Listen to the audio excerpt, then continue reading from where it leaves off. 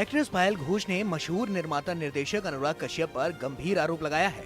पायल घोष ने इल्जाम लगाते हुए ट्वीट किया है कि अनुराग कश्यप ने उनका यौन शोषण किया है और उनके साथ गलत काम किया है। पायल घोष ने इस मामले में प्रधानमंत्री कार्यालय को ट्वीट किया है और पीएम मोदी से एक्शन लेने की अपील की है। पायल ने लिखा है कि देश देखे कि इस क्रिएटिव इंसान के पीछे एक राक्षस है।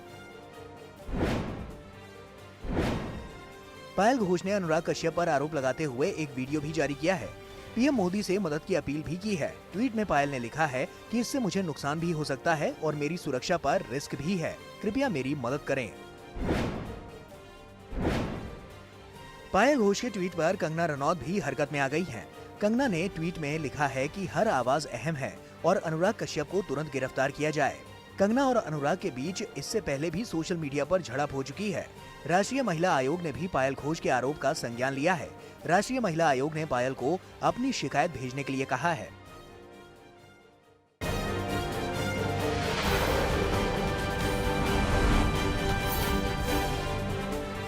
अनुराग कश्यप ने एक के बाद एक ट्वीट कर पायल घोष के आरोपों को नकार दिया। उन्होंने लिखा, क्या बात है, इतना समय ले लिया मुझे चुप करवाने की कोशिश में। चलो कोई नहीं, मुझे चुप कराते कराते इतना झूठ बोल गए कि औरत होते हुए दूसरी औरतों को भी संग घसीट लिया। थोड़ी तो मर्यादा रखिए मैडम। बस यही कहूंगा कि जो भी आरोप हैं आपके सब बेबुनियाद हैं। अनुराग ने एक एक कर पायल घोष के सारे इल्जामों का जवाब दिया। फिर चाहे 2 शादियों का मामला हो या फिर आचार व्यवहार का। अनुराग ने अपने आखिरी ट्वीट में लिखा, अभी तो बहुत आक्रमण होने वाले हैं, ये बस शुरुआत है। बहुत फोन आ चुके हैं कि नहीं मत बोल और चुप हो जा। ये भी पता है कि पता नहीं कहां कहां से तीर छोड़े जाने वाले हैं। इंतजार है।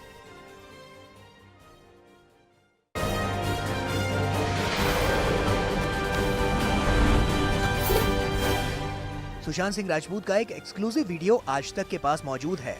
नए वीडियो में सुशांत सिंह राजपूत गिटार बजा रहे हैं।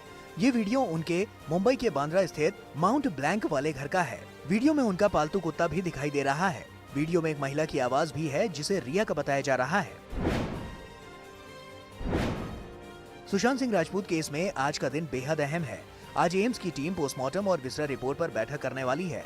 एम्स की पैनल की मीटिंग में सुशांत की पोस्टमार्टम और विसरा रिपोर्ट की जांच रिपोर्ट पर निर्णायक बैठक है। इससे पहले कल सुशांत केस की जांच कर रही सीबीआई की एसआईटी के अफसरों ने अपने वरिष्ठ अधिकारियों से मुलाकात की और पिछले 1 महीने के इन्वेस्टिगेशन की पूरी जानकारी दी। रिया ड्रग्स केस में एनसीबी को बड़ी सफलता हाथ लगी है। मुंबई में एनसीबी ने high profile drug peddler S Ghangale को कल धर दबोचा। मुंबई के वसई इलाके से high profile drug peddler S Ghangale को गिरफ्तार किया गया। जानकारी के मुताबिक घंगाले ने विदेशों से ड्रग्स दिल्ली मंगवाया था, जो मुंबई आनी थी, लेकिन ड्रग्स को एनसीबी की टीम ने दिल्ली में ही सीज कर लिया। इसके बाद एनसीबी टीम ने पैडलर को मुंबई के वसई में पकड़ लिया। High profile drug peddler S Ghangale की गिरफ्तारी के बाद ये माना जा रहा है कि बॉलीवुड के कई बड़े चेहरे हो सकते हैं बेनकाब। एनसीबी सूत्रों के मुताबिक आरोपी का मुंबई में बड़ा नेटवर्क है। मुंबई के अंधेरी, जुहू, वर्सोवा और वसई में इसका नेटवर्क फैला हुआ है। ड्रग्स पैडलर मुंबई में बड़े लोगों को ड्रग्स सप्लाई करता था, लिहाजा इसके बॉलीवुड ड्रग्स कनेक्शन पर भी एनसीबी की नजर है।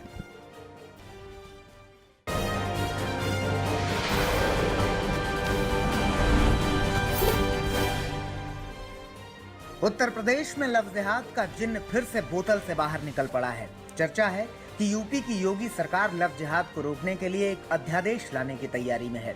योगी सरकार के मंत्री मोहसिन रजा का कहना है कि एक साजिश के तहत लव जिहाद फैलाया जा रहा है। इसकी आड़ में धर्मांतरण का खेल चल रहा है। मोहसिन रजा के मुताबिक सिमी, पीएफआई जैसे संगठन इसके पीछे हैं और सरकार जल्द ही इसे रोकने की कार्रवाई करेगी। वहीं डिप्टी सीएम केशव प्रसाद मौर्य ने भी कहा है कि यूपी में बढ़ते धर्मांतरण और लव जिहाद के मामलों पर सरकार बेहद गंभीरता से विचार कर रही है।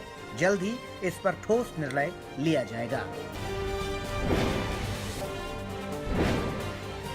एक्ट्रेस कंगना रनौत की याचिका पर बीएमसी ने बॉम्बे हाई कोर्ट में अपना जवाब दाखिल कर दिया है। बीएमसी ने कहा है कि कंगना के दफ्तर पर जो कार्रवाई हुई वो नियमों के तहत हुई और इसमें कुछ भी गलत नहीं है।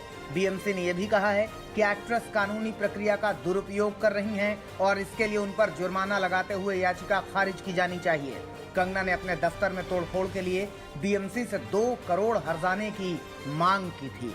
इस मामले में अगली सुनवाई 22 सितंबर को होगी।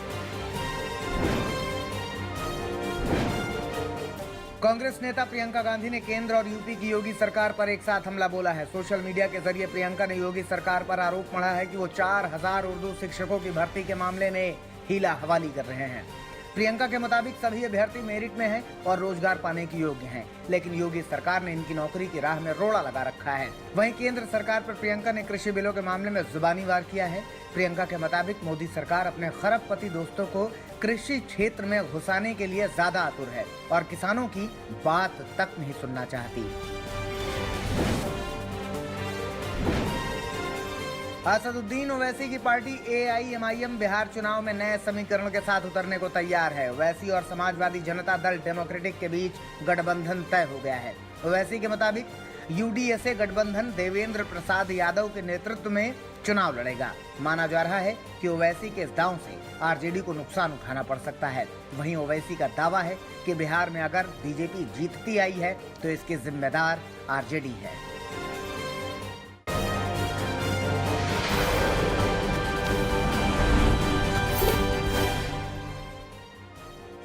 महाराष्ट्र में कोरोना संक्रमण भयावह स्थिति में पहुंच रहा है। शनिवार को प्रदेश में करीब 22,000 नए कोरोना मरीज दर्ज हुए। महाराष्ट्र में सबसे ज्यादा मुश्किल मरीजों की बड़ी तादाद में मौत है।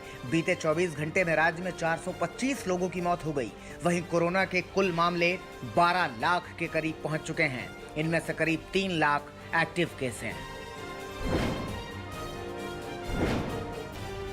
राजधानी दिल्ली में भी कोरोना का ग्राफ फिर से चढ़ता जा रहा है। शनिवार को दिल्ली में 4000 से ज्यादा कोरोना के मरीज दर्ज हुए, जबकि 38 लोगों की मौत हो गई। मामले की गंभीरता इस बात से लगाई जा सकती है कि पिछले 10 दिन में दिल्ली में करीब 600 नए कंटेनमेंट जोन बनाए गए हैं। दिल्ली के स्वास्थ्य मंत्री सत्येंद्र जैन ने भी आशंका जताई है कि दिल्ली में कोरोना संक्रमण कम्युनिटी स्तर पर फैल चुका है। दक्षिण भारत में कोरोना संक्रमण की मार दिनों दिन तेज होती जा रही है। आंध्र प्रदेश में 24 घंटे में 8,200 से ज्यादा नए केस दर्ज हुए, जबकि 58 मरीजों की मौत हो गई। कर्नाटक में 24 घंटे में करीब 8,500 नए मरीज सामने आए, वहीं 114 लोगों की मौत हो गई। 3,700 से ज्यादा नए मरीज सिर्फ बेंगलुरु में पाए गए हैं। तमिलनाडु में 24 घंटे में करीब 5,500 नए मरीज सामने आए हैं। उधर केरल में भी कोरोना संक्रमण की दूसरी लहर ज्यादा ताकतवर दिख रही है। शनिवार को केरल में 4,600 से ज्यादा नए मरीज दर्ज हुए।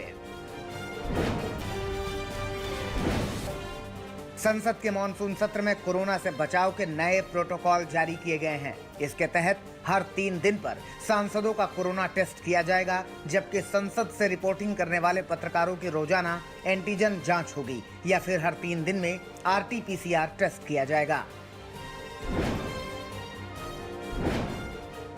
मुंबई के बाद अब यूपी में देश की सबसे खूबसूरत फिल्म सिटी बनने की तैयारी है। सीएम योगी के ऐलान के बाद इसकी कार्य योजना बनाने की तैयारी हो रही है। यमुना विकास प्राधिकरण के मुताबिक ये फिल्म सिटी ग्रेटर नोएडा में आकार ले सकती है। योगी आदित्यनाथ के फिल्म सिटी बनाने के प्लान का फिल्मी सितारों ने भी स्वागत किया है।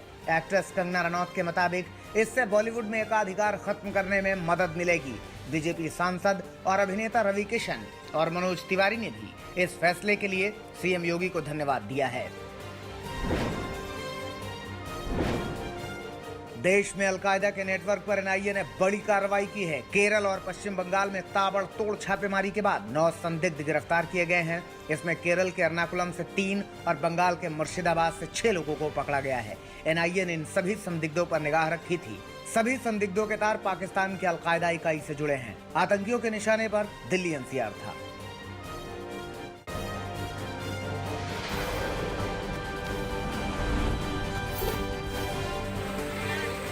मसूरी की गलों की धार पर पहाड़ी से लगातार भूस्खलन हो रहा है, जिससे किसी भी वक्त बड़ा हादसा हो सकता है। पिछले 1 महीने में 20 से ज्यादा बार यहां भूस्खलन हुआ है।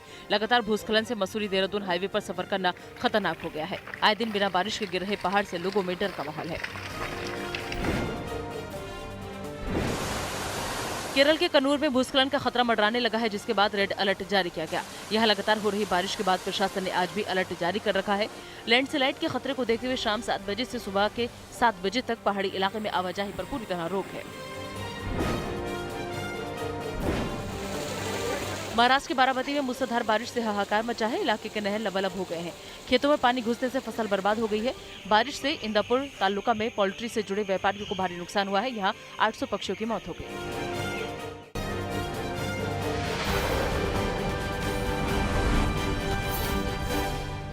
रोहतक पुलिस की सीआईए टीम के हाथ बड़ी कामयाबी लगी है। रोहतक पुलिस ने कार लूट की वारदात को अंजाम करने वाले एक गैंग का खुलासा किया है। पुलिस ने गैंग के 4 सदस्यों को गिरफ्तार किया है। पुलिस ने आरोपियों के पास से लूटी हुई 2 कार भी बरामद कर ली है। आरोपों के मुताबिक दोनों आरोपी कैब बुक करते थे और सुनसान जगह पर जाकर ड्राइवर को बंधक बनाकर लूट की वारदात को अंजाम देते थे। यूपी के बागपत में भयानक सड़क हादसा हुआ है। यहाँ बड़ौद से शामली की ओर जा रही मिनी बस ट्रक में पीछे से टकरा गई। हादसा इतना भयानक था कि बस के अगले हिस्से के परखच्चे उड़ गए। हादसे में 2 दर्जन यात्री गंभीर रूप से घायल हुए हैं, जबकि एक शख्स की मौत हो गई। बताया जा रहा है कि घायलों में 4 लोगों की हालत नाजुक बनी हुई है, जिन्हें पास के सरकारी अस्पताल में भर्ती कराया गया है। गाजियाबाद में इंसानियत को शर्मसार करने वाली तस्वीरें सामने आई हैं। तस्वीरें देखिए, यहाँ एक बुजुर्ग को लोहे की रॉड से पीटा जा रहा है। बुजुर्ग की पिटाई का ये वीडियो बहुत तेजी से वायरल हुआ। जानकारी के मुताबिक बुजुर्ग की गलती सिर्फ इतनी थी कि उसने दुकानदार को दिए अपने 600 रुपए वापस मांग लिए थे। बस इसी बात से नाराज बंटी नाम के दुकानदार ने बुजुर्ग को जमकर पीटा। वीडियो वायरल हुआ तो पुलिस हरकत में आई। दुकानदार पर गुंडा एक्ट के तहत मामला दर्ज करके गिरफ्तार कर लिया गया है। लखनऊ में एक शख्स की गोली मारकर हत्या कर दी गई। जानकारी के मुताबिक लखनऊ के थाना हसनगंज क्षेत्र के दीनदयाल नगर स्थित एक मेडिकल स्टोर पर आशु नाम का शख्स बैठा हुआ था। आरोपों के मुताबिक आशु को उनके परिचित आदमी ने ही किसी बात पर विवाद होने के बाद गोली मारी और फरार हो गया। आशु को तुरंत ट्रॉमा सेंटर ले जाया गया, मगर इलाज के दौरान उन्होंने दम तोड़ दिया। पुलिस ने आरोपी की बाइक बरामद कर ली है, मगर आरोपी अब तक फरार है। यूपी के गोंडा में मारपीट की भयानक तस्वीरें सामने आई हैं। सीसीटीवी में दिख रहा है कि एक दुकानदार काउंटर पर बैठा है, तभी यहाँ एक शख्स आता है। ये शख्स दुकानदार को पहले एक तमाचा मारता है और इसके बाद दुकान के अंदर घुसकर लाठी डंडों से इसे पीटना शुरू कर देता है। मारपीट की ये तस्वीरें वायरल हुई तो पुलिस भी हरकत में आई। अब मामला दर्ज कर लिया गया है और आरोपी की तलाश की जा रही है।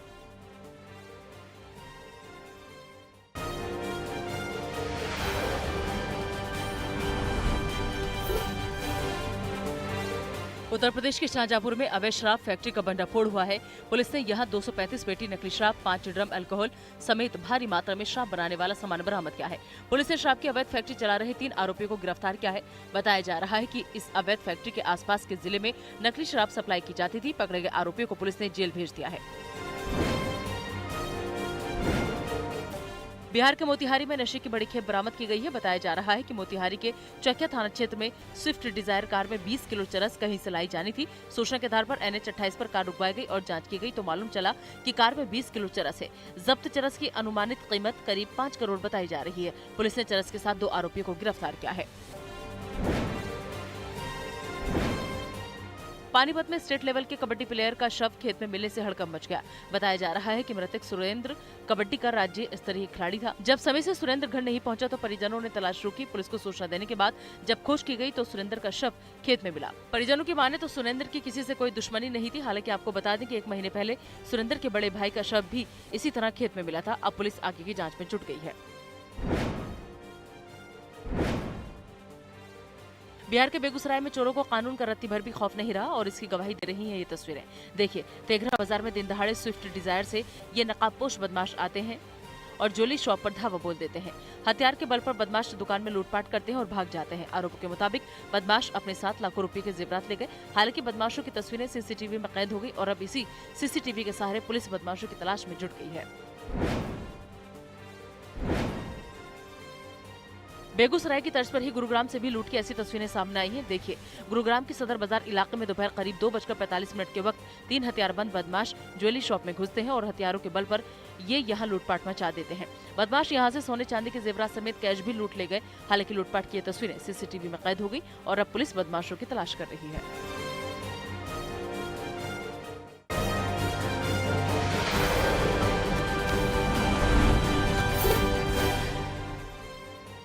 टिकटॉक वीचैट पर अमेरिकी प्रतिबंध के खिलाफ चीन पूरी तरह से बौखला गया है। चीन ने अमेरिका के कदम का विरोध करते हुए कड़े कदम उठाने की चेतावनी दी है। चीन ने कहा, अमेरिका के खिलाफ जवाबी कार्रवाई करेंगे।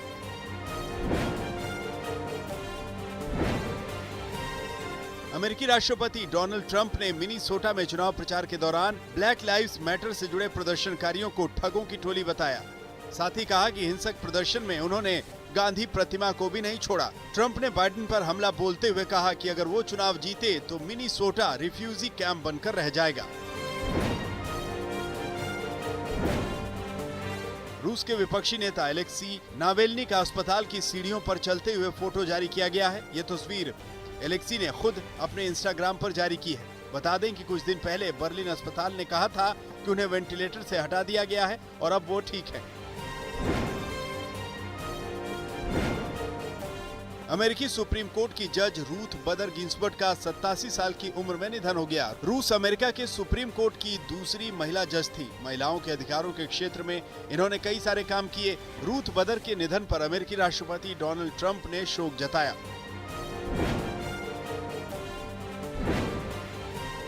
कैलिफोर्निया के जंगलों में लगी आग तेजी से फैलती जा रही है। इस आग ने लॉस एंजल्स की काउंटी को भी अपनी चपेट में ले लिया है। आग की वजह से 30 से ज्यादा लोगों की मौत हो चुकी है। 1000 फायर फाइटर्स और कई विमान आग बुझाने में जुटे हुए हैं। ताइवान, जापान और अमेरिकी नेताओं ने ताइवान के पूर्व राष्ट्रपति ली तेंग हुई को श्रद्धांजलि दी। ये समारोह ताइपे के एलेहिया विश्वविद्यालय में आयोजित किया गया। इस श्रद्धांजलि समारोह में अमेरिकी मंत्री कीथ क्रैच के शामिल होने पर चीन भड़क गया। ब्रिटिश विदेश मंत्री डोमिनिक रैब के बॉडीगार्ड को निलंबित कर दिया गया है। बॉडीगार्ड पर गोलियों से भरी हुई बंदूक को विमान में छोड़ने का आरोप है। इस साल की यह दूसरी घटना है जब ब्रिटिश पुलिस अधिकारी को ऐसी ही परिस्थितियों में निलंबित किया गया है।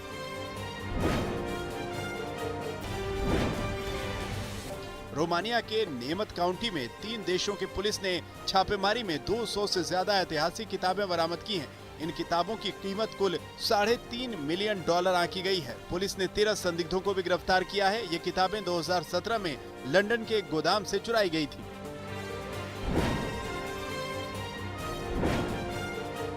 दुनिया भर में कोरोना वायरस का कहर जारी है। कोरोना संक्रमितों की संख्या 3 करोड़ 7 लाख से ज्यादा हो गई है, जबकि 9,57,000 से ज्यादा लोगों की मौत हो चुकी है। बोलीविया के केएल ऑल्टो और ला पाज में भारी बर्फबारी ने लोगों का जनजीवन बुरी तरह अस्त व्यस्त कर दिया है। भारी बर्फबारी से अल ऑल्टो और ला पाज में इस हफ्ते तापमान 0 डिग्री सेल्सियस के आसपास रहने की संभावना है। नमस्कार, मैं हूं अंजना ओम कश्यप। हमें उम्मीद है ये वीडियो आपको पसंद आया होगा। लेटेस्ट खबरों के लिए यूं ही देखते रहिए आज तक और इस वीडियो के पसंद आने पर लाइक, शेयर एंड सब्सक्राइब करना ना भूलें।